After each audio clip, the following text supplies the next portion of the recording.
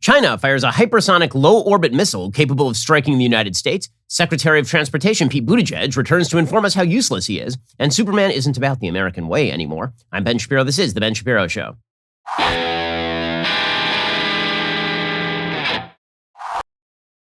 The Ben Shapiro Show is sponsored by ExpressVPN. Your data is your business. Protected at expressvpn.com/Ben. First, let us remind you before we get to the news, you're spending too much on your cell phone bill, so why don't you just switch over? How many times do I have to tell you? Switch over to Pure Talk USA because you're spending too much money with Verizon or AT&T or T-Mobile. Now, I know what you are thinking, which is that these big companies, they have sort of an oligopoly on good coverage, but that is untrue because Pure Talk USA uses the same 5G network as one of the big guys, but they're going to charge you about half the price. The average family is saving over $800 a year by making that switch. That's because the big providers, they're also charging you for all their overhead and their big advertising campaigns and all the rest of those stores you never go to.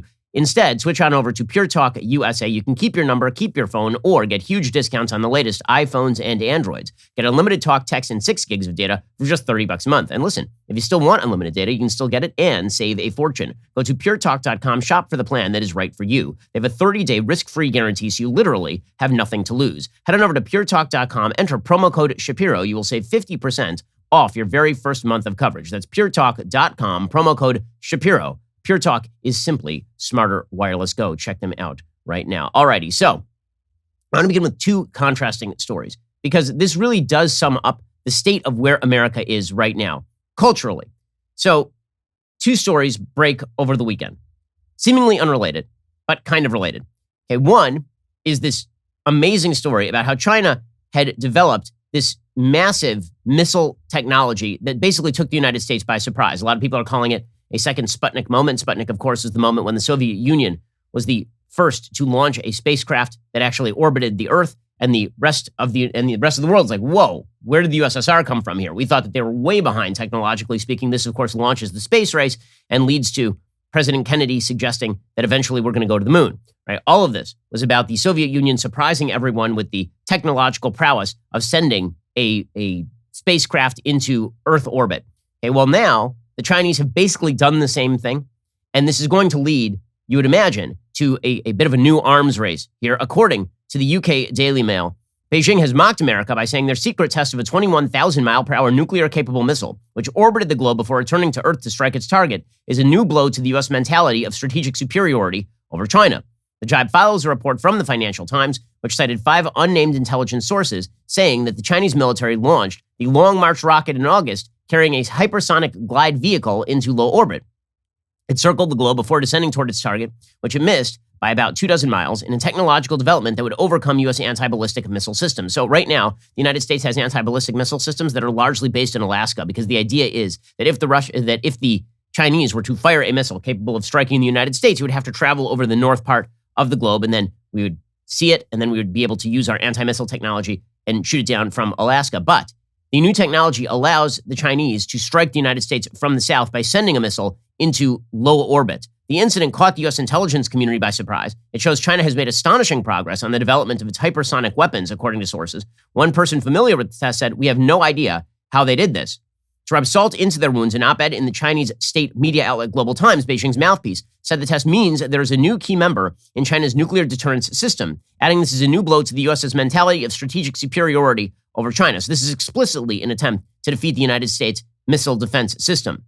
Again, those hypersonic missiles can reach speeds up to 21,000 miles per hour. They can strike anywhere on Earth from space within minutes.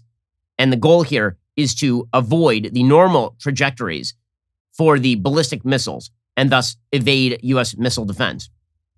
So all of this is to say that China is obviously upping the ante here. China has been becoming more and more belligerent on the world stage. They're taking advantage of American weakness. And meanwhile, what's happening here in the United States? What's happening here in the United States is that many Americans, and I would say a large percentage of people in the Democratic Party, are simply embarrassed by the idea of a muscular America, period. And this has now become a cultural thing, because not only are there a lot of Americans who are embarrassed by the idea of a muscular America at home, right? We should all be embarrassed of being Americans. America was founded in 1619. America really has nothing to show the rest of the world. Also, at the same time, the United States should be catering to, for example, the Chinese market. And you can see both of those moves happening in this, what would be a kind of small cultural story normally, except it really isn't. When you're talking about iconic American art and the transformation of that American art into a sort of anti-American art that's there's a reason for that, and it's a big problem. So the story that emerged over the weekend is that Superman is officially moving on from the American way. So the slogan for Superman, so we've had a lot about Superman in the past several weeks. Turns out that the new Superman, who is Superman's son, is bisexual, which is all very exciting. Right? We have to have a Superman of every sexual orientation before America truly has reached its apex. As I've suggested, until Superman is actually a transgender little person, I think this is all pinkwashing. But Superman himself, right, the classic original character, is going to be getting rid of the slogan that was used for many years for Superman, truth, justice, and the American way. Now, Superman as a character had been moving in this direction for quite a while. So you'll recall that in Superman Returns, there was a line where it was used as a throwaway. It was truth, justice, and all the rest of that stuff. Right? It was a very cynical movie, and the idea was that there's nothing special about the American way. And truth be told, if you go back internationally to the Superman character, Superman had used a variety of different slogans over the years, but the one that everybody identified with Superman was truth, justice, and the American way, because that was coined during the 50s, and then it was used again in the Christopher Reeves movie of the same title, Superman, in which he says truth, justice, and the American way. And well, now they're getting rid of it officially. Jim Lee, the chief creative officer and publisher of DC, announced on Saturday during the virtual fan event at DC Fandom that the Man of Steel's motto will be evolving from the well-known mantra that he fights for truth, justice, and the American way. Superman's new mission statement is truth, justice, and a better tomorrow, which, of course, suggests that the American way is not all that great. We need, quote-unquote, a better tomorrow, which sounds, frankly, like every other revolutionary movement that has ever taken place on planet Earth. Truth, justice, and a better tomorrow.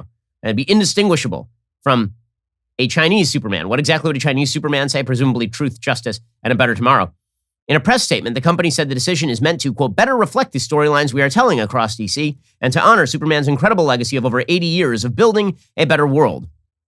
And so, as I say, the fact is that truth, justice, and the American way didn't start with the first Superman books. It was used during the Adventures of Superman TV series in the 1950s, but there's no question that it was the slogan that was most associated with Superman over the life of the character.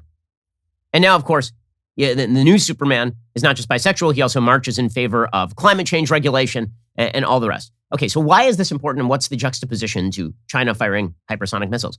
The idea is that nature abhors a vacuum, and so does international politics. When great empires like the United States, and the United States is a great world empire, it may not be a territorial holding world empire in the same way as the British Empire, but it is the global hegemon. When a global hegemon decides that it is no longer interested in global leadership, when it starts navel gazing and seeing that it is actually the problem, and that we have to change our own ways, that we need to bring everybody home, we need to forget about our role in the world, we need to forget about our own ideals and how they stack up against other ideals. Because after all, the United States has its own problems. When hegemons start to do this, other countries take advantage of this. Other countries are going to step into the breach. A hesitant United States, a United States that believes that it is not inherently good, that there's no such thing as, quote unquote, the American way, when your entire culture has decided that the American way is really more akin to racism, bigotry, homophobia, inequality. And when you stack up the United States not against the other countries of the world in terms of what the United States does and has done, but in terms of some sort of utopian ideal, you're always going to fall short. But I'll tell you what, China is not having any of those same sorts of issues, right? China right now is doing two things, right? They are muscular on foreign policy and they're hyper-jingoistic at home. So China, infamously last week, decided they were going to take down the last monument to the victims of Tiananmen Square in Hong Kong. And the rest of the world kind of shrugged. And the rest of the world kind of shrugged because China is doing what countries have historically done when they want to prove themselves muscular on the world stage. They're saying to their own citizens that our way of life is better and we are stronger. And meanwhile, the entire West is in the middle of the throes of chaos and confusion ideologically and philosophically. This sort of internally driven is what's wrong with us? Why are we so bad? We're the problem. And the only way to correct that problem is, of course, to bring home all of our resources and then spend it on ourselves until we die. Because the best way of fixing the problems internal to the United States is basically to get fat and lazy and climb into that warm bathtub and cut open your veins like Pantangeli in Godfather 2, like the Roman emperors of old. Declining, dying empires act like the United States is acting right now. Empires that are on the rise act like China. Now, the part of this that's so astonishing in terms of the attitude is that China is uniquely vulnerable right now. So combined with China's new jingoism is an economic jingoism that's really bad for their economy. Because here's the thing. Now, Karl Marx talked about the inherent contradictions of capitalism and how this was inevitably going to bring about the downfall of capitalism. Okay, the reality is that capitalism is extraordinarily robust, and capitalism can't be brought down by capitalism. Capitalism can only be brought down by people who wish to overthrow capitalism. That's not true with regard to communism, which relies on suppression. Communism relies on destroying people who stand in its way. Right? The inherent contradictions of communism are replete in China. I mean, right now, China is experiencing some pretty significant economic issues. Now would be an excellent time to take advantage of Chinese economic weakness. Because, of course, if China is making the case for, quote unquote, the Chinese way, they also have to be making the case for the Chinese communist system, which is actually a particularly unsuccessful system in terms of economics. The only part of the Chinese system that works at all is the part of the Chinese system that is capitalism and free trade dependent. The part of the system that is rooted in redistribution and government subsidies is wildly unsuccessful on a dollar-to-dollar level. Like, they'll develop a piece of technology once in a while, but on a competing and free market stage, China can't compete, and meanwhile, you have the leadership in China that's turning inward. Xi Jinping is basically saying China ought to rule the world, and our economic system has to get more communist, not less communist. Those two things are in extraordinary contradiction, because the more China becomes more communistic at home, the weaker they are. According to the Wall Street Journal, with its pandemic recovery in the rearview mirror, China now faces a prolonged period of slower growth with increasing policy uncertainties as Beijing attempts to carry out ambitious long-term reforms. China's economy recorded a steeper than expected economic slowdown in the third quarter of the year, expanding 4.9% from a year earlier. The disappointing growth rate reflected a host of headwinds: tighter rules on the property market that have chilled activity in the private sector, widespread power shortages, continued concerns about COVID-19. While economists had predicted momentum to slow from the first and second quarters of the year as the statistical base effect from last year faded, the Chinese economy now faces a more daunting set of challenges than had been foreseen earlier in the year. After China emerged from a coronavirus-racked 2020 as the only major world economy to report gross domestic product growth, it set a target in March for expansion of 6% or more for the year. At the same time, Beijing made it clear it wanted to use the extra breathing room to take on long-festering issues in the economy, including reining in household and corporate debt, particularly in the country's frothy housing market, as well as pursuing ambitious climate goals and more tightly regulating technology sector practices that have been seen as widening inequality. So China decided to double down on the communism and Maoism of its economic program, as opposed to doing what a lot of people thought they would do, which is sort of a continuing embrace of the gradual reopening here of the Chinese economy. And so China is actually very vulnerable right now, or they would be vulnerable to a civilization that actually cared about its future and had the strength of its convictions. But we are not that civilization.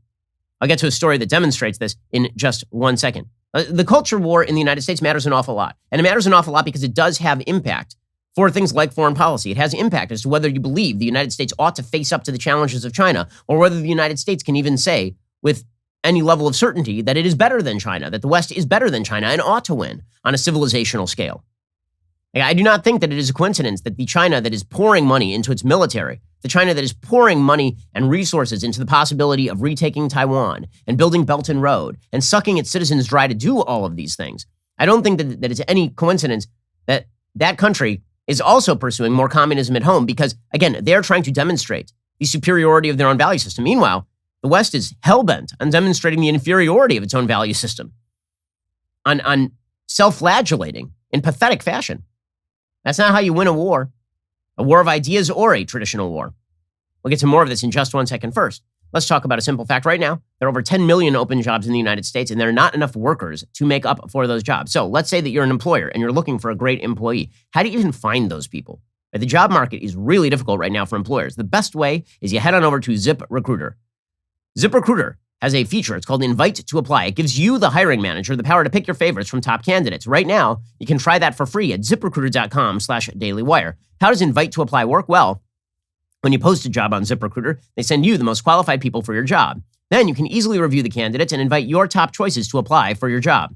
Lauren Webb, SVP of Talent Acquisition for Mindula Health, raves about ZipRecruiter's Invite to Apply. She says, I love that feature because we have a much higher follow-through rate if I invite candidates. It's easy for me. It's easy for them. In fact, according to ZipRecruiter internal data, jobs where employers use ZipRecruiter's Invite to Apply get on average 2.5 times more candidates, which helps make for a faster hiring process. See for yourself. Just head on over to this exclusive web address, ziprecruiter.com/dailywire to try ZipRecruiter for free. That's ziprecruiter.com/DAILYWIRE. ZipRecruiter is indeed the smartest way to hire. Okay, so a perfect encapsulation of the culture war that is taking place between China and the United States is the story from the New York Times. Okay, it's about a professor from the University of Michigan who has now found himself in the crosshairs. Quote, "It was supposed to be an opportunity for music students at the University of Michigan to learn about the process of adapting a classic literary text into an opera from one of the music school's most celebrated professors, the composer Bright Shang. But at the first class meeting of this fall's undergraduate composition seminar, when Professor Shang hit play on the 1965 film of Shakespeare's Othello starring Laurence Olivier, it quickly became a lesson in something else entirely. Students said they sat in stunned silence as Olivier appeared on screen in thickly painted blackface makeup. Even before class ended 90 minutes later, group chat messages were flying, along with at least one email of complaint to the department reporting that many students were, quote, incredibly offended, both by this video and by the lack of explanation as to why this was selected for our class. Within hours, Shang had sent a terse email issuing the first of what would be 2 apologies. Then, after weeks of emails, open letters, and canceled classes, it was announced on October 1st that Professor Shang, a 2-time Pulitzer finalist and winner of a MacArthur Genius Grant, was voluntarily stepping back from the class entirely in order to allow for a positive learning environment. The incident might have remained just the latest flashpoint at a music program that has been roiled in recent years by a series of charges of misconduct by star professors. But a day before Shang stepped down, a long scathing Medium post by a student in the class rippled across Twitter before getting picked up in Newsweek, Fox News, the Daily Mail, and beyond, entangling one of the nation's leading music schools in the supercharged national debate over race, academic freedom, and free speech. To some observers, it's a case of campus cancel culture run amok, with overzealous students refusing to accept an apology, with the added twist, and here's the story, that the Chinese-born Professor Shang was a survivor of the Cultural Revolution, during which the Red Guards had seized the family piano. Okay, so the reason that he was showing the Laurence Olivier Othello as sort of a Shakespeare maven, there are many film versions of Othello, and they range from Orson Welles doing Othello, like in blackface, to Laurence Olivier doing Othello, to Lawrence Fishburne, obviously doing Othello. He's a black man. And there's many versions of Othello. Okay, the Laurence Olivier version is a classic version of the film. He was not wearing blackface because he is seeking to mock black people. He's wearing blackface in that film because he is playing Othello, who is a black character. This is how Othello was played on the stage for literally centuries. It is not insensitive for the professor to show you a classic film, even though we wouldn't do this today. We wouldn't make that film the same way today. We'd cast a black actor as Othello for sure. It is not offensive to show a 1965 film starring the greatest actor maybe ever playing Othello in the way that Othello was traditionally played on the stage. And that is really not any reason to cancel anybody. But again, what makes the story incredible is that this guy fled China and he fled the Cultural Revolution, right? The Cultural Revolution in China was all about telling people they could not think in a particular way. And now he fled to the United States, becomes this very famous music professor, and then is basically forced out of his class because he violated some unwritten precept of stupidity. As a teenager during the Cultural Revolution, to avoid being sent to a farm to be re-educated, he auditioned for an officially sanctioned folk music ensemble and was sent to Qinghai Province, a remote area near the Tibetan border, according to a university biography. After the universities reopened in 1976, he got a degree in composition from Shanghai University. In 1982, he moved to the United States and earned, eventually, a doctorate at Columbia University. Okay, so the kind of ridiculousness of canceling a survivor of the Cultural Revolution in precisely the same way that students shouted down professors and demanded their expulsion during the Chinese Cultural Revolution, the irony of that and the depth of the depravity of that can't be overstated. To take a survivor of the Cultural Revolution and then subject him to very similar sort of activity in the United States is pretty incredible and demonstrates the weakness that lies at the heart of the Western project at this moment. Right? Liberalism, traditional classical liberalism, does rely on an acceptance of certain natural law values. And when those are undermined, the liberalism tends to turn in on itself and collapse in on itself. The doubt and the sort of value pluralism that liberalism accepts. Isaiah Berlin, famous philosopher, he suggested that the value of liberty lay in what he called value pluralism, meaning we all have different values and we sort of have to leave each other alone, and that's why we need liberty. But that requires that you have certain baseline level of values as a society about which you are actually quite confident. Value pluralism collapses into moral relativism, into all value systems are equal, unless you believe that there is in fact a higher value system. Now, as Isaiah Berlin thought, it can be kind of a broad value system. Things like free speech are good. Things like you have to have property rights, like those can be the higher values. And then within those kind of broad frameworks, you can have a lot of disagreement about how to balance things like safety, social safety nets, and property rights, right? You can have those conversations, but you have to have that broad framework, and you have to be proud and muscular about that broad framework. When you are not, however, then you tend to collapse very quickly into the sort of self-destructive thought that has taken place on America's campuses and now spread out like a cancer across American society, culminating in our cultural icons being destroyed, culminating in a government that is afraid to stand up for any sort of American values in any serious way against the radicals inside its own midst.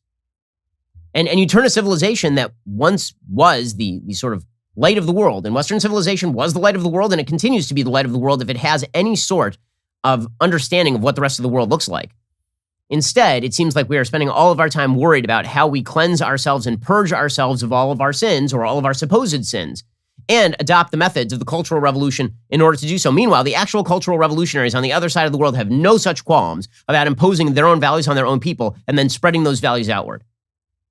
You can hollow out an empire pretty easily this way, and that's exactly what is happening. But at least we're telling ourselves that we're fat and happy. I mean, how do you keep? There are a few ways that you keep a population of a civilization in check. And you can do it through repression, is the way the Chinese do it. You can do it through open repression, where you just tell people to sit down and shut up, and you'll shoot them if they don't listen.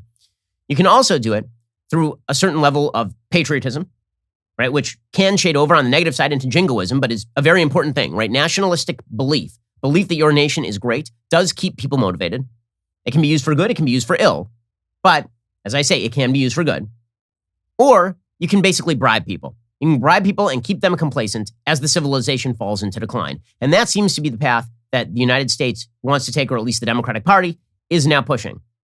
Now, we should all sort of be happy with the kind of crappy mediocrity into which we are sinking.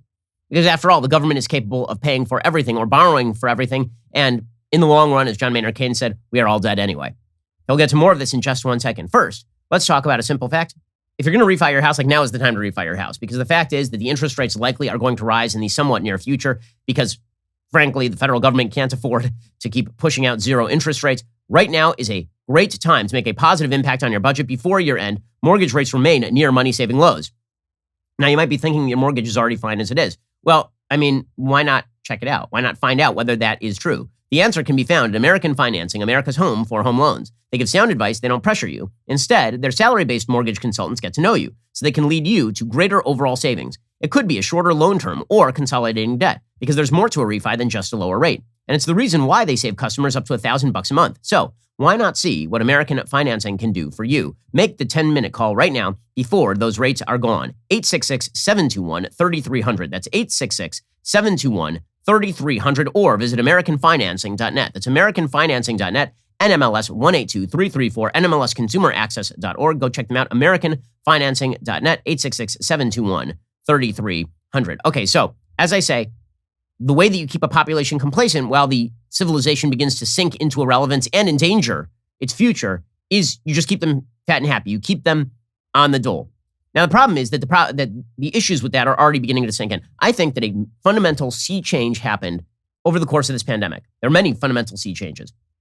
It turns out that it doesn't take people long to acclimate to new circumstances, right? You can put people, Viktor Frankl wrote about this in much worse circumstances with regard, obviously, to the Holocaust. Viktor Frankl talked about the fact that people who sort of had a baseline level of happiness tended to actually continue that attitude even under the worst circumstances. Human beings are incredibly adaptable creatures, right? This is why human beings are such a successful species, despite the fact that we're essentially hairless apes who are very vulnerable, have no claws, and are less physically strong than any of the predators who surround us.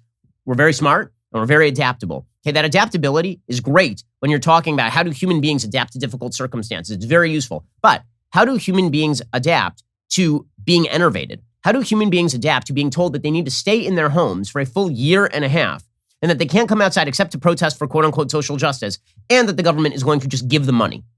How do human beings adapt to that? Well, the answer is they adapt to a new normal really, really quickly.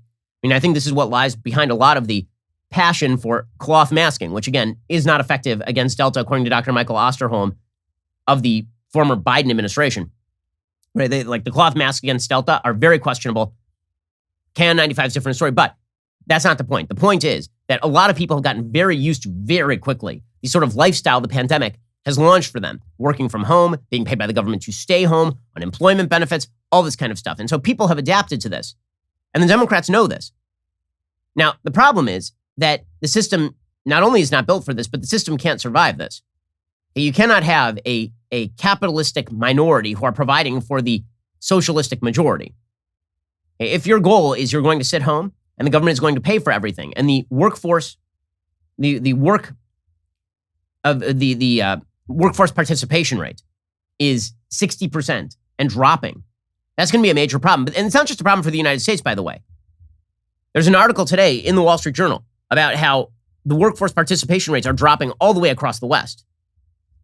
Right? The workforce participation rate problem is not a uniquely United States problem. All across the world, because people were paid to stay home, they're just staying home right now. And this is coming along with a lot of serious economic problems, including inflation. When you have fewer people producing fewer things, but the government is giving them a lot of money, they spend the money following the goods. As Milton Friedman famously suggested, inflation is anywhere and everywhere a monetary problem. Right? Meaning that too much money following too few goods. It's a monetary phenomenon. Okay, so when economists say that the problems are going to continue into next year, they're going to continue a lot longer than that unless people get back to work. Okay, again, this is the tacit bargain that your leadership is making with you. The tacit bargain is, we will give you everything that you could possibly want. We can protect you from every vicissitude of life. All you have to do is just recognize that you're living in the last days of the civilization. And these two things are combined. Now, what they lie about is they say, okay, well, now that once we correct all those problems, once we've built back better, in the words of the Biden administration, once we've done all of that and built back better, then maybe we can be muscular on the world stage again. But they have no intention of doing that. It is not a coincidence that the same people who are perfectly sanguine about getting rid of truth, justice, and the American way are the exact same people who want to bribe you to stay home. Okay, that is not that is a 100% crossover Venn diagram. The Venn diagram there is a circle. It is a concentric circle. The people who are fine with getting rid of American branding and believing that America is kind of a nefarious force on the world stage, there is a 100% crossover with people who believe that the government should pay you to stay home. That is not because they want to make America stronger. It's because they believe that America in its essence is wrong and needs to fundamentally change. And once it fundamentally changes, that will require America to remain pacifistic and surrender-oriented on the world stage, not the opposite. It's not that we're going to get redistributive at home and fix all of our problems and then we'll get muscular. No. We're never getting muscular on the world stage. Okay, so that means that the problems are going to continue to attend. According to the Wall Street Journal, uncomfortably high inflation will grip the United States economy well into 2022 as constrained supply chains keep upward pressure on prices and increasingly curb output, according to economists surveyed this month by the Wall Street Journal. Economists on average see inflation at 5.25% in December, just slightly less than the rate that has prevailed since June. Assuming a similar level in October and November, that would mark the longest inflation has been above 5% since early 1991. Michael Moran, chief economist at Daiwa Capital Markets America, says it's a perfect storm. Supply chain bottlenecks, tight labor markets, ultra-easy monetary and fiscal policies. Emphasis on the last part. Okay, because the ultra-easy monetary and fiscal policies are incentivizing a tight labor market. They're telling people, stay home. If you are going to come back, ask for an inflated wage. But this drives up the inflated prices. As much as the Biden administration wants to talk about the great good of people staying home and driving up wages, wages have been outpaced by inflation this year. That does not mean a rising real wage. It means a dropping real wage. According to these respondents' average estimates, consumer price inflation will drop to 3.4% by the end of June next year, then 2.6% by the end of 2022. But that's still above the average 1.8% that prevailed in the decade before the pandemic. Economists also have slashed their growth forecast this year to an average 3.1% annualized in the third quarter. That is below half of what they were surveyed as thinking it was going to be in July.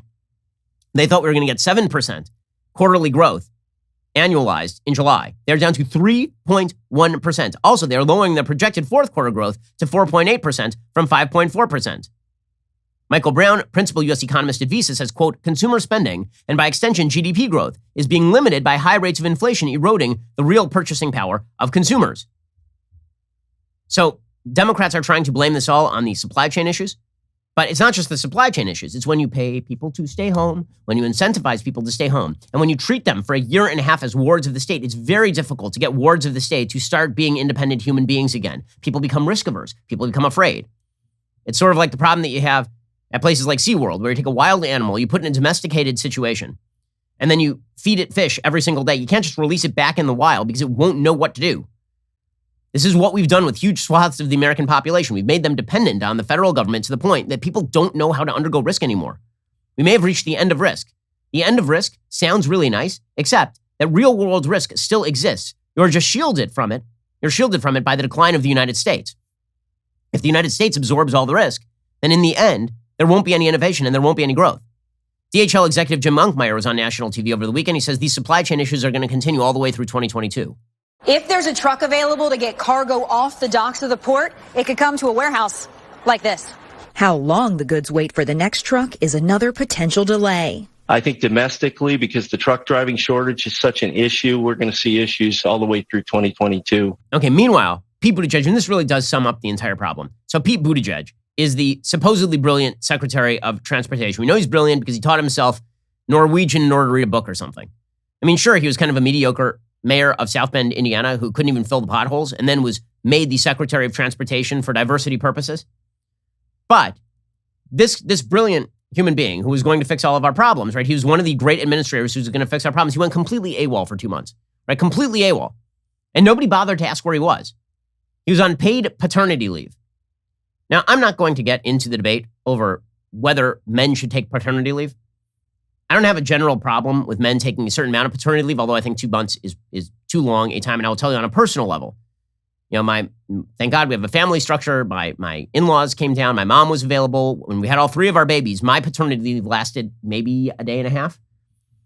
Like, I would come home early. I'd try to clear my schedule as much as I could to help out my wife. And I will say that I think the factors are very different for paternity leave when you are taking care of a woman who is recovering from an actual physical trauma, which is what birth is, as opposed to when you just have a surrogate birth the babies. Like, the factors are just different. Yeah, it's not to say that Pete Buttigieg isn't contributing at home. That's fine. I don't want to pay for it. And not for 2 months. You want to pay for it for 2 weeks. I get it. But for 2 months is kind of a long time in the middle of a supply chain crisis. Anyway, Pete Buttigieg goes absolutely AWOL for 2 weeks. And then he comes back long enough to do State of the Union, which is really what our government officials right now, they're for the innovation. And they themselves are kind of lazy. I mean, they themselves don't really do anything. They're administrators who spend every day writing rules for you and then not paying attention to any of the rules for themselves, and then drawing a government paycheck while keeping their eye on the prize. I mean, the reason that Pete Buttigieg is Secretary of Transportation is because he wants to run for president. He couldn't win a Senate slot in Indiana. He couldn't win a gubernatorial slot in Indiana. So he ran for president as a mayor of a small town. And then, thanks to his diversity quotient, he was elevated into the cabinet with no qualifications for this position other than he likes choo-choo trains. I mean, he literally said that. He literally, in his opening speech, it was like, I love trains. Trains are great. Yeah, great. I'm glad that you once read Murder on the Orient Express, dude. Not sure why that qualifies you to help run the nation's supply chain. Anyway, Pete Buttigieg as well was admitting over the weekend that there are going to be supply chain problems into next year. Well, certainly a lot of the challenges that we've been experiencing this year will continue into next year, but there are both short-term and long-term steps that we can take to do something about it. Okay, so that's not great. The good news is that Buttigieg was on national TV defending having left his job for 2 months and nobody noticing. As I said last week, if you leave your job for 2 months and no one even bothers to ask where you are, that means your job is completely superfluous and we should eliminate your entire department. I don't even understand how that works. If I went absent from this show for a day, I get emails from people who are like, where's the show? If my producers just took off for 2 months at a time, they would no longer work here because that's not a real possibility. You can't do that. At the very least, you got to delegate it to your deputy. Okay, but here's Pete Buttigieg saying paid family. So now he's going to tell us how hard he is working as a father with his co-father husband, taking care of babies. Like, again, not to demean family work because, you know, working at home is a thing and being with your kids is definitely a lot of work. I just came off a weekend of being with my kids. It's a lot. But you're being paid to be Secretary of Transportation. I don't think the debate here is not over whether men should spend more time with their kids. The debate here is whether the federal government should pay men to spend more time with their kids while completely abdicating their jobs in the middle of an inflationary shipping crisis. Here is Pete Buttigieg defending staying home and feeding the babies while completely abdicating his job. Paid family leave is important. It's important as a matter of family values. It's important to our economy. And one more thing that I think is maybe underappreciated, when somebody welcomes a new child into their family and goes on leave to take care of that child, that's not a vacation. It's work. It's joyful, wonderful, fulfilling work.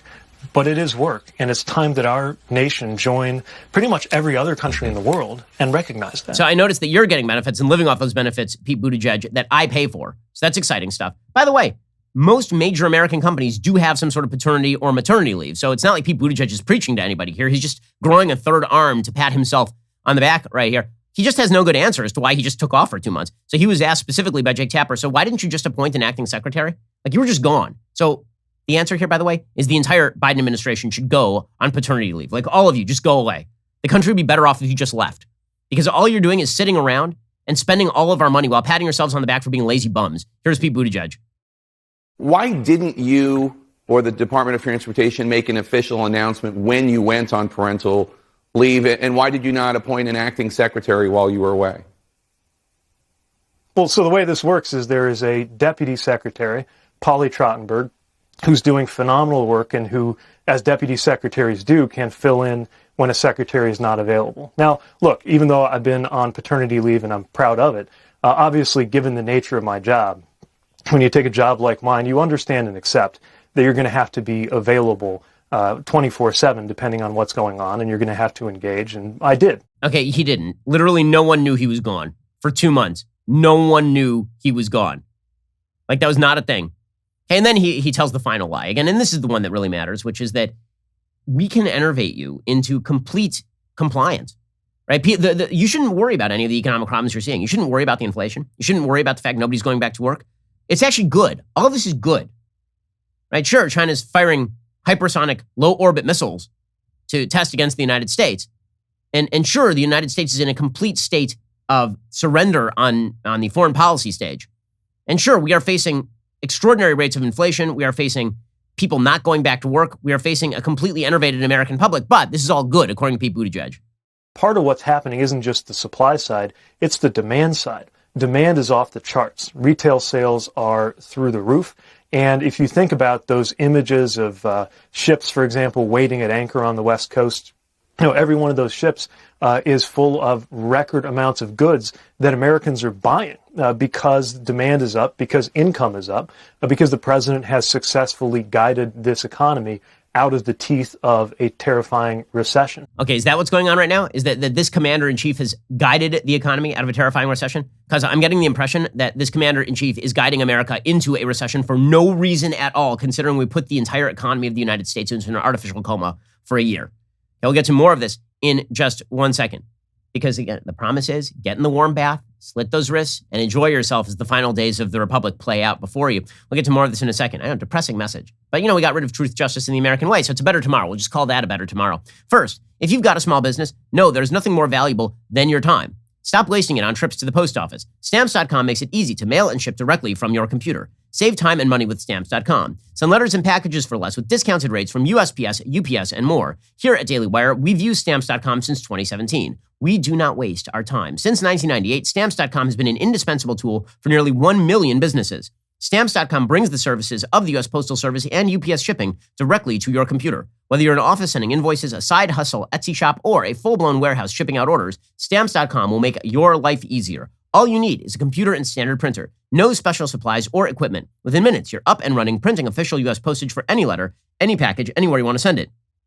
And you'll get exclusive discounts on postage and shipping from USPS and UPS. Once your mail is ready, just schedule a pickup or drop it off. No traffic, no lines. Cut the confusion out of shipping. With Stamps.com's new Rate Advisor tool, you can compare shipping rates and timelines to easily find the best option. Save time and money with Stamps.com. There's no risk. With my promo code Shapiro, you get a special offer that includes a 4-week trial plus free postage and digital scale. No long-term commitments or contracts. Just go to Stamps.com, click on the microphone at the top of the homepage, type in Shapiro. That is Stamps.com, promo code Shapiro. Stamps.com. Never go to the post office again. All right, we're going to get to more in just a second. First, if you missed the Sunday special yesterday, you need to check it out. It's great. I'm joined by none other than Barry Weiss, brilliant writer, journalist, now the voice of our own excellent podcast. It's called Honestly with Barry Weiss. It is always worth the listen. We sat down to make sense of everything that is going on today. It is truly worth your time. We talk about the destruction of the New York Times from within. We talk about the need for people on the center left to make common cause with conservatives, why open debate and true classical liberalism are necessary. Go check it out at dailywire.com or on my YouTube channel, Ben Shapiro. Daily Wire members get access to special bonus content from the Sunday special episodes. Do not miss out. Join Daily Wire today. Also, there's no questioning the legacy media's unparalleled ability to distort the facts. That's why we are using our newest podcast, Morning Wire, to continue our commitment to bringing you the news without a hidden agenda. It's the only daily podcast that values your time and the truth. And while we're working overtime to bring you the news you need to know, we need your help to keep the facts trending toward number one. So subscribe, start listening now to Morning Wire on Apple, Spotify, or wherever you listen to podcasts. Leave a 5-star review if you like what you hear. You're listening to the largest, fastest growing conservative podcast and radio show in the nation.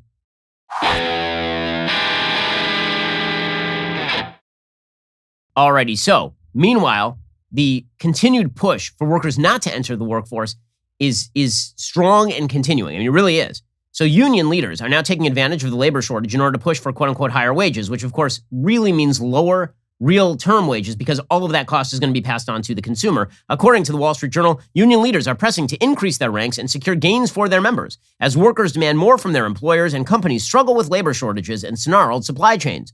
A walkout by production workers for farm and construction machinery company Deere and Company that began on Thursday followed recent stoppages at snack producer Mondelez International, commercial truck maker Volvo, and breakfast cereal giant Kellogg. Labor leaders elsewhere this year have worked to unionize Starbucks, baristas, and Amazon.com warehouse workers, so far with mixed success.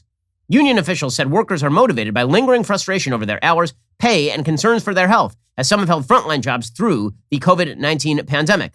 Employees this year have pushed for higher wages, expanded benefits, a safer workplace, and added staffing. Okay, now the reality is that the militancy of the unionized workers is being forwarded by the fact that the government is paying everybody else to stay home. You don't have to kneecap all of the prospective workforce when it turns out that that prospective workforce is happy to stay home and pick up the child tax credit. So the continued attempt to IV the American public benefits has consequences. And Democrats want to do more of this. They want more of this. Okay, so they continue to push forward with this $3.5 trillion budget plan. Now they're admitting that they're not going to get to $3.5 trillion. But Joe Biden is saying, if we don't get $3.5 trillion now, we'll come back and we'll get back the rest. Here is the president of the United States doddering his way through another press conference. I told you before what my neurosurgeon years ago said when I had that aneurysm. He said, your problem, and I was in the center, your problem, Senator, is you're a congenital optimist. But I'm convinced we're going to get this done.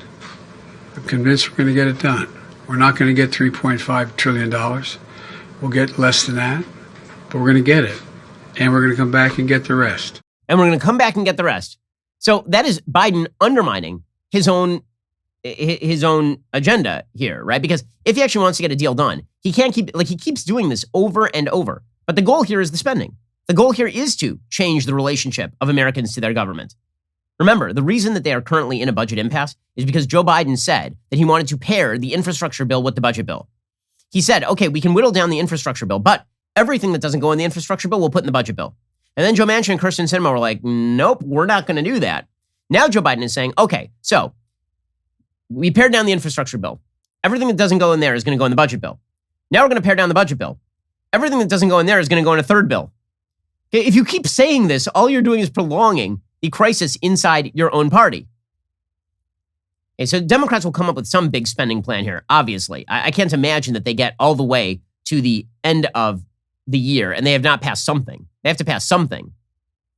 Okay, according to the Wall Street Journal, Democrats are still tussling over how to scale back their ambitions to expand the country's social benefits and overhaul its climate change policy, and they are facing dwindling time to reach an agreement as both the House and the Senate return to Washington this week.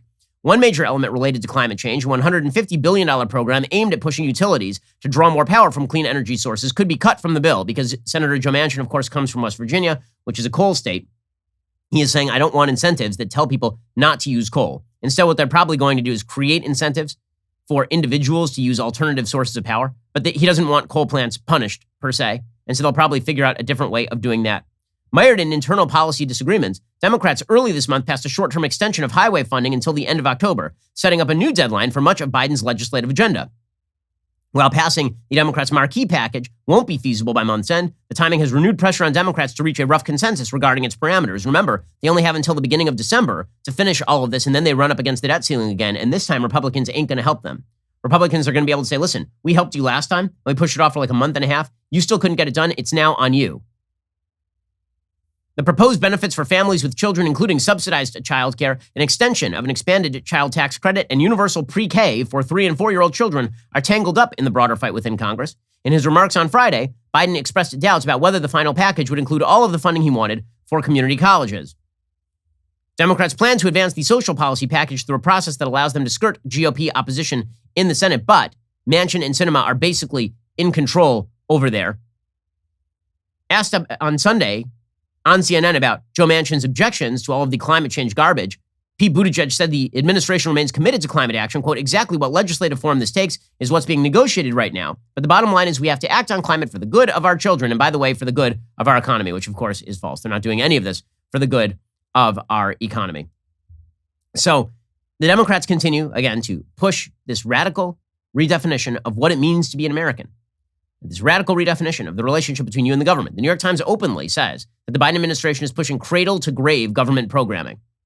How much of that are they going to get? The answer is more than they would if there were Republicans in charge.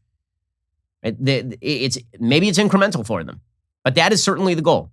And to disconnect that from the giant culture war we are currently having over the future of the United States and whether the United States ought to even exist as a country proud of itself, ready to fight for its own values on the world stage. That there is a relationship between those two things. And that relationship is going to define whether the United States has a future or whether, in fact, it does not. Alrighty, we'll be back here later today with an additional hour of content. In the meantime, go check out the Michael Knowles Show today. He discusses Delta ditching their vaccine mandate. You can hear more details about that story over on Michael's show. That's available right now. I'm Ben Shapiro. This is The Ben Shapiro Show.